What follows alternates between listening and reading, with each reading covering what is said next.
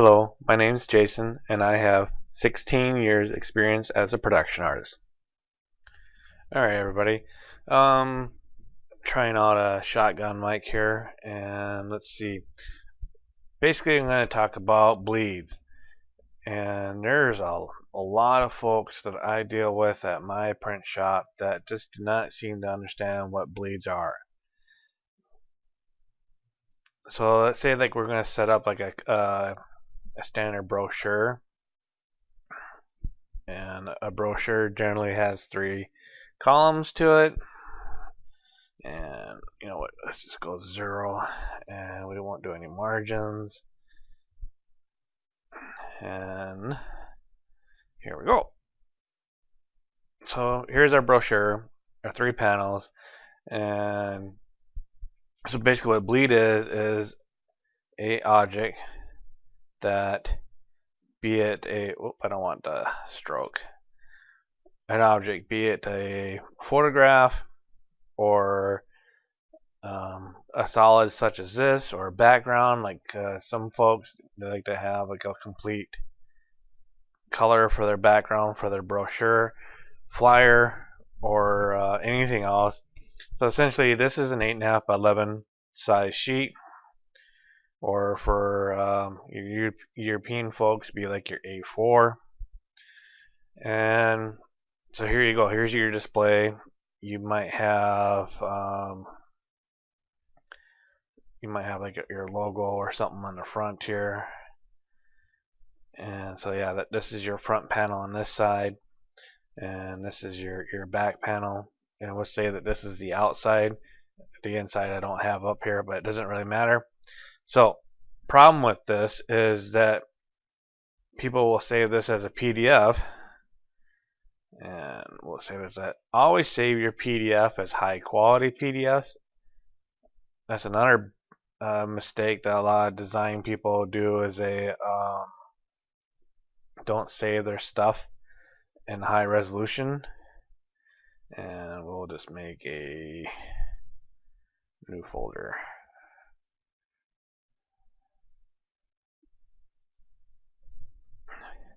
Oh, all it says is just new folder. Okay, it won't be that way.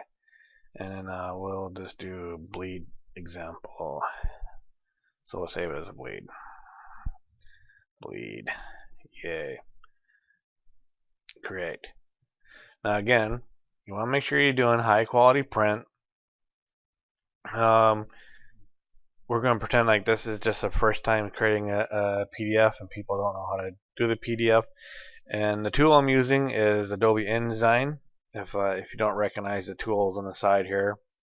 And so yeah, we're going to go ahead and export this as a PDF to that folder. And let's go find that folder now. New folder, bleed. And there you go. Here's our PDF. And right here it tells me that this PDF is set up at 11 inches wide by 8.5 tall. Here would be your logo. And again, like I said, it says exactly 11 inches by 8.5. Now, for a lot of inexperienced people, they would say that this is example of what a bleed print is. Unfortunately, it is not. What's the problem? The problem is that bleed is supposed to go past the area of the page, or any intended size. So if I want this to have an 8.5 by 11 bleed, my material should go should be 11.25 inches wide by 8.75 inches tall. So it should be 11.25 this way, 8.75 this way. So let's go back to our document here and go back to our document setup. More options. Right here it tells you how to set up the bleeds. Now this is for, again, Adobe InDesign, but I know that Microsoft Publisher can do bleeds. As far as for Word, Excel, and PowerPoint, you people really shouldn't be using that stuff. It's bad enough that publisher gets used. I understand it's common, it's quote unquote common business tools, but it's not really design tools. But Microsoft Publisher is the best option of all of those, because it does have, it can save as bleeds, it can also do color separations, and their compression software for compressing the artwork is pretty decent. But going back to bleeds, so got my bleed slug. I want an 1/8 of an inch bleed, and I don't want the tilde there. And then the tab, so it automatically fills in the rest. Say OK. So now if you go back to the document here, you will see that there's a red line. This red line represents the edge of my bleed. So if I want this purple background to bleed on the full 8.5 by 11 by sheet, then my bleed needs to extend past that sheet size. Now I don't have to be neat, I can be past that. You can see the red line is still there. The blue line here is the edge of the paper, which is kind of hard to see on this. And then we can just extend this pass. And there. We'll go back to full screen.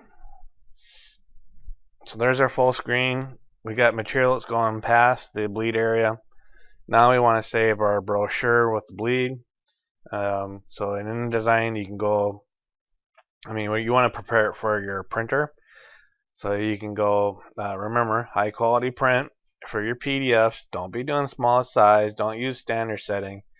Microsoft Publisher though, and Word, you don't have a choice. They have just a standard PDF compression.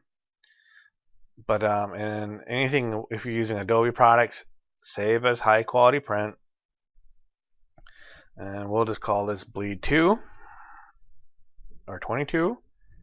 So bleed 2, save. Now here's the important part of when you're saving a PDF with bleeds. Marks and bleeds. You want your crop marks, that way I know where I'm supposed to cut your job.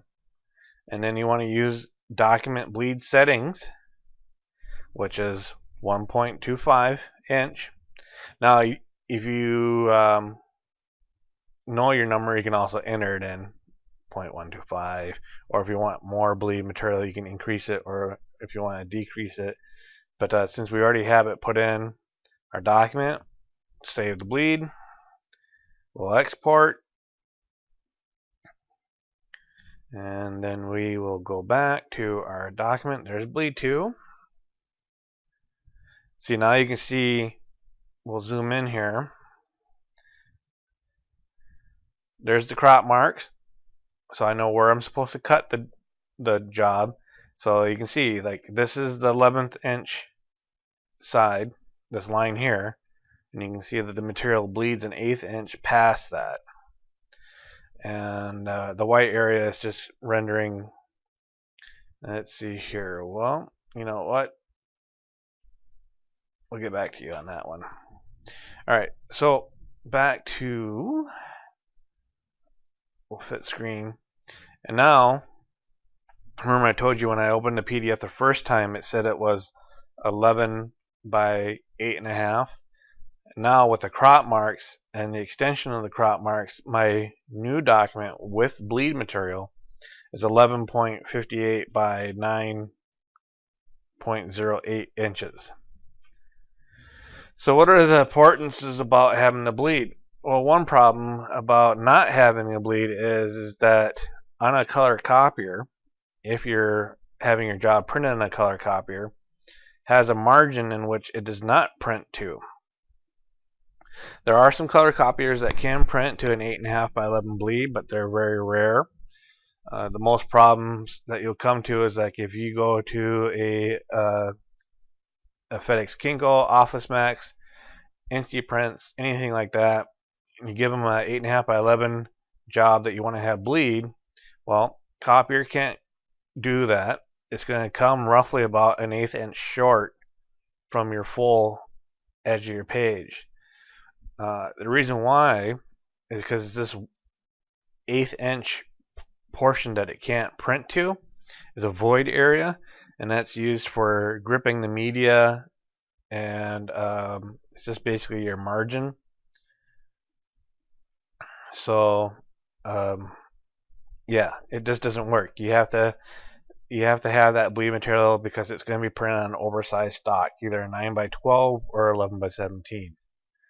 Most of the time when I'm printing 8.5x11s that require bleeds, I'm doing them on 9x12s because I buy my paper in 12x18s, and then I trim them down. If the customer doesn't give me the bleed material, I'll still print it on a 9x12, but then I cut it into the artwork, and that makes the document smaller than what they wanted. If they wanted an 8.5x11 bleed brochure, they don't provide me the bleed material. I don't bother to try to monkey around with it. I just print it on a 12x9 sheet, and I'll cut into the artwork probably by 1/16 of an inch. So you're losing an 1/8 of an inch in size, in height, and in length. And when you lose that length and height, it makes your folds different for the brochures.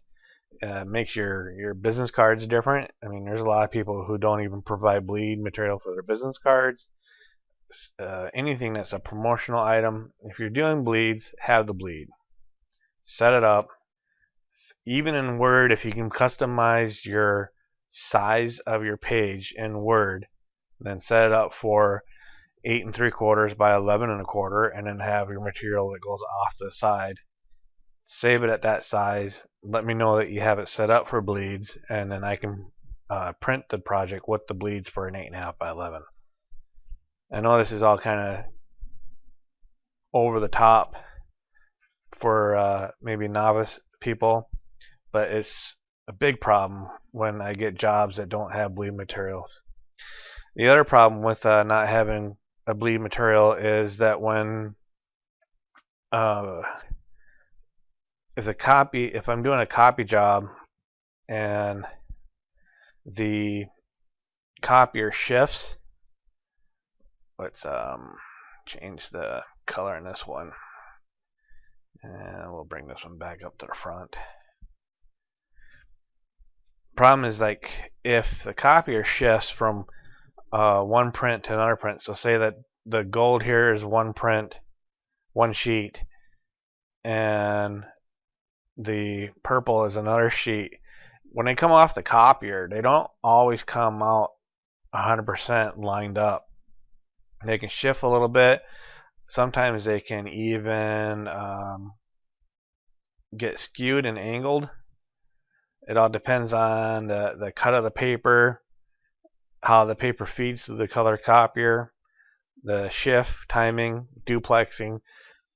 So when it comes to cutting, if you don't have enough bleed material and I cut right on the edge, what can happen is, like, some white material can show on the edge of the cut along the cut line here. So say that this line here is the cut line, and if it's skewed or came short because of the mechanics of the color copier, and I cut along this line, you'll see that a little bit of white would come through because the image didn't print 100%, or just didn't have the bleed to go over that line. So yeah, it's just a quick rant on designers who, when they present materials for anything, for a presentation or brochure, business cards, and has a bleed, make sure that your bleed material is present, that it goes beyond your size, and then also make sure when you save it for output via a PDF that you include the crop marks and the bleed material. Because again, there's been a few times where I've gotten jobs from customers that didn't include that bleed material. So again, like, here's an example of a improper file for printing with bleeds.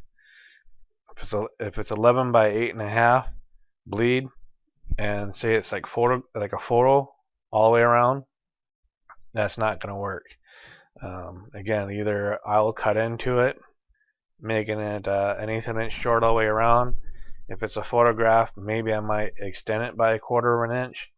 So then now your image is wider than what's supposed to be, and still might not be proportionate to what you need. And then when I cut it, it's not going to be how you wanted it because you didn't include the bleed material.